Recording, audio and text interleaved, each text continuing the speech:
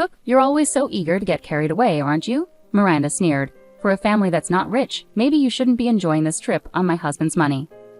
Miranda, my sister-in-law, directed that snobby comment at our family.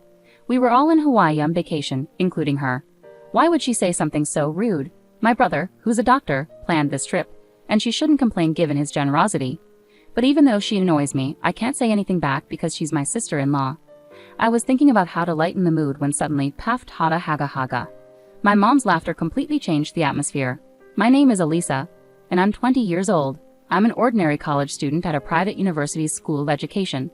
I want to become a childcare worker. My days are full of assignments, hands-on training, and part-time jobs. I work hard because of my family's support. I live with my parents. My dad works in an office, and my mom has a part-time job at a nearby bakery, just a typical American family. I find a lot of comfort in our normal family life. Besides my parents, I have an older brother, John, who is 8 years older than me. He graduated from a state medical school and works at the same hospital where our maternal grandfather is the director. Even though my brother is very accomplished, my parents, especially my mom, always support my dreams without comparing us. My mom is particularly thoughtful and considerate. She once told me, "You know, Lisa, it doesn't matter if your family is successful." My dad was a doctor too, but I chose to go to culinary school after high school. "Didn't you ever think about taking over Grandpa's practice?" I asked. "Darling, I was never interested in being a doctor. The responsibility of people's lives was just too much for me," she chuckled. "But you were an only child. Maybe Grandpa secretly wanted you to." "Maybe so, but it's my life, right?" And now, with John being a doctor, everything turned out okay. My father's just happy that one of his grandchildren has followed in his footsteps. I guess that's true. I don't think Mom ever intended to slight my grandfather. She chose her own happiness, marrying my father instead of taking over the family practice.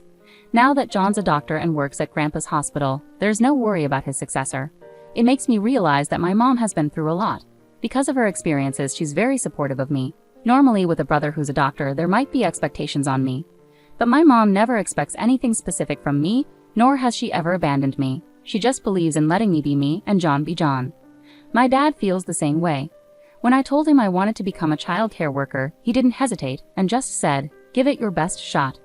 I'm really lucky to have such supportive parents. Knowing their background, it's no surprise that John is also laid back. Despite being a doctor, he's humble and always encourages my dreams. Just the other day, after I finished my training, he called me. "Hey Elisa, you finished your training today, right? Well done." "Thanks, John. It was tough this time. I was working with 2-year-old toddlers." "Turbo twos, huh? It's amazing how you handle multiple kids at once. I really admire that." "Oh, come on, what you do, taking care of people's lives, is way more impressive." "You think? It's a bit awkward getting a compliment from my little sis. Haha." "Stop being so shy. Thanks for calling." "You bet. We'll hang out soon." Suddenly, a chilly voice from the other end asked, "Who are you talking to?" Ignoring the voice, John quickly said, "Catch you later," and hung up. It was Miranda, John's wife. It seems she doesn't like him talking on the phone. There have been times, whenever I hear her voice in the background while talking to John, he always ends the call as soon as she speaks up. It's clear she might be controlling towards him. I've always wondered why someone as kind as John married Miranda. Needless to say, I'm not fond of my sister-in-law. From the first time she visited our home for introductions, my impression of her was terrible. It was just me, John, and her at home since my parents hadn't returned yet. As soon as John stepped out, she turned on me. "What's your name again?" "Duh. Nice to meet you. I'm Elisa, John's sister." "Haha, that's funny. John is quite handsome, but you look nothing like him, huh?" "Oh. What?" "Elisa, right? Which university?" "Probably a state university aiming to become a doctor like John, right?" "No, I'm at a private university aiming to be a preschool teacher." As soon as I said that, her eyes widened in surprise. "What?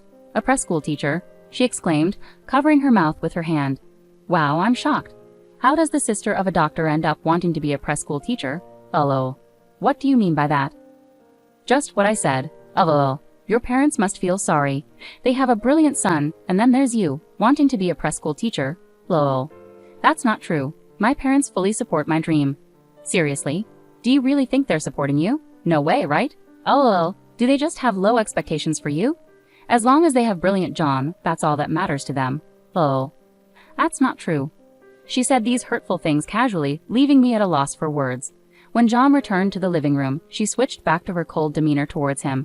Later, when Mom and Dad came home and exchanged greetings, she stayed distant, mostly interacting with John. My brother must really like Miranda because he always praised her, calling her incredibly kind and saying she makes calm, rational decisions. Our parents probably didn't know how to respond to John's high praise of Miranda. The next month, John and Miranda got married and became a couple officially. When they announced it, I casually asked my mom, "Mom, why did John choose Miranda?" "Why do you ask?" "Well, to be honest, she's not exactly pleasant, right? John may say she's kind, but maybe that's only when he's around. Look, if John is serious about her, we can't oppose it." "I guess so. As a family, John's happiness is what matters most. So Lisa, will you support John?" "Yeah. I understand. If John's happy with Miranda, I won't complain. But their marriage affects all of us. She's my sister-in-law now, and for my parents, she's their daughter-in-law. I can't help but worry about our future relationship given her attitude." A year after their marriage, Miranda's attitude hadn't changed. She would get annoyed when John and I talked on the phone. She often didn't come to family gatherings, leaving just my brother. Even when they did attend together on special occasions, she stayed on her phone and didn't engage in conversation. I had mixed feelings about her behavior, but they were married, and it wasn't my place to intervene. All I could do was hope for my brother's happiness. Then one day, when I got home from college, my mom suddenly said with a big grin on her face, "Elisa, we're going to Hawaii." "Kauai, yes, with John and Miranda, the whole family." "Why all of a sudden, and why not somewhere closer, but Hawaii?" I asked.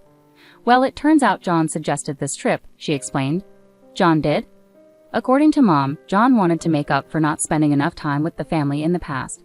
Since Dad was turning 55 and Mom 50, reaching these milestones, he thought it was a good opportunity for a family trip. That's what my parents suggested. If we're going, we all want to go together, and that's how we decided on Hawaii. After hearing the plan, I asked my mom the question that had been bothering me the most. I mean, I'm excited about going to Hawaii, but isn't Miranda going to have a problem with all of us going together? You'd think so, right?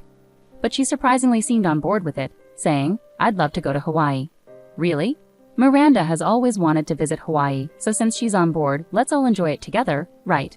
"Sounds good. I've never been to Hawaii, so I'm super excited." And just like that, we decided to head to Hawaii in 2 months. The thought of Miranda joining us did bring some mixed feelings, but the excitement of the trip overshadowed them. 2 months later, we met John and Miranda at the airport and boarded our flight. My parents and I sat together, while John and Miranda were seated separately in the back. Since my brother made all the reservations for this trip, it was clear their seating arrangement was intentional, probably at Miranda's insistence. At the airport, she only spoke with my brother and didn't greet us. For her, it seemed strictly a vacation with her husband. Both my parents noticed Miranda's attitude, but they didn't let it bother them and seemed to be thoroughly enjoying the trip. My mom even suggested to John, "Why don't you two go sightseeing on your own?" Thanks to my mom's suggestion, I was able to enjoy the trip without worrying too much about my sister-in-law. But then something happened. That evening, after coming back from sightseeing, my parents and I met John and Miranda for dinner at our hotel. Miranda only spoke to my brother as usual. My brother, looking a bit troubled, tried to start a conversation with me. "Hey Elisa, how's it going? This is your first time in Hawaii, right?" "Yeah, I've only seen it on TV, so it's really amazing to be here." "I'm glad you're enjoying it. I'm happy we decided on Hawaii." "Thanks for suggesting this trip, John. I'm having such a great time." "Yeah, but this trip was..." Just as my brother started to speak, Miranda interrupted with a sarcastic comment and glared at me. There was an awkward silence after her remark. Then Miranda mockingly said, "Cook, always so quick to get carried away, aren't you?" "Miranda, don't call me by my name," I snapped. Why are you saying that?" I stammered, taken aback by Miranda's harsh words. "Excuse me? Why would I want to be close to his sister, who's training to be a preschool teacher? With a father who's an office worker and a mother who works part-time? I only need John." "Hold on, that's not fair," I protested. "For a family that's not well off, maybe you shouldn't be living it up on my husband's dime." In that moment, anger and shock froze my thoughts. I couldn't find words to counter what she said. It's not that I couldn't respond, I was just so taken aback that I didn't know what to say. My dad and John seemed just as stunned. They stared at Miranda with mouths agape, while she busied herself with her phone. Suddenly, my mom burst into laughter. "Paft, ha ha ha." "Mom," I exclaimed. Sorry, my mom said, still chuckling. "It's just too funny, I couldn't help it. Lol." Seeing my mom laugh, Miranda's face instantly darkened. Clearly upset, she snapped at my mom. "Excuse me, what's so funny?" "I'm sorry, Miranda dear. It's just that my stomach hurts from laughing." The irony. Coming on this trip riding on someone else's dime and acting like this? Well, maybe I'll just head back then. Oh. What? Miranda was stunned. My mom stood up and signaled to my dad and me. Let's go. We were surprised by my mom's response, but we followed her lead and left the table. Miranda seemed annoyed but didn't say anything as we walked away. Suddenly, John stood up, raising his voice at Miranda. Hey, that was way out of line. What, John? She asked, clearly taken aback. Apologize to Mom, to my family.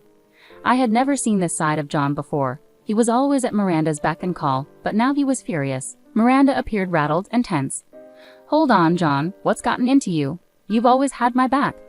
I supported you because I chose you, but I've had enough. I can't deal with your self-centered attitude anymore. Why?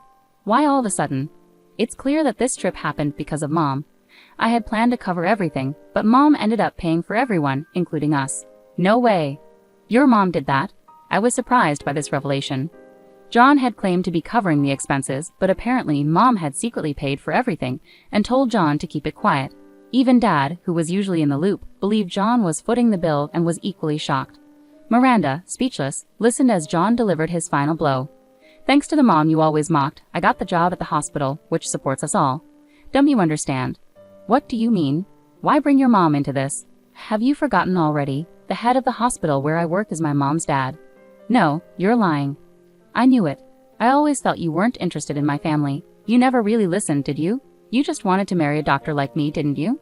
No, that's not true. I mean, yes, I wanted a better life, but that doesn't mean I disregarded you, John. Miranda reached out, but John forcefully pushed her hand away. His anger was palpable, his gaze icy and intense. Don't play games with me. I didn't marry you to be used. I was foolish to marry you, deceived by your motives, but I did love you sincerely, Miranda. Yet you insulted my family. Wait, John, I promise I'll. It's too late. Even if you change now, your hurtful nature won't. I won't spend my life with someone who looks down on my family. It's not my parents who should leave. It's you, Miranda. Miranda's face drained of color as John's words hit her hard. Tears welled up in her eyes as she pleaded with him.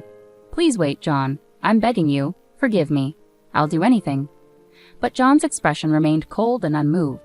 Without saying another word or reacting harshly, he continued to stare at her with a cold demeanor. Unable to bear the tension any longer, the next day, Miranda left the country alone. Later, I learned they divorced, with an agreement that Miranda would never contact John again. There was no division of assets, and it was as if her insults had never happened. However, Miranda's fixation on John grew troubling. She reportedly even showed up at his workplace, prompting John to involve the police, resulting in a restraining order against her. Now living under her parents' watchful eyes, Miranda leads a secluded life. It seems unlikely we'll see her again. Our parents also seem relieved. The happiness of our family remains the most important thing to us all. This experience has once again reminded us of that.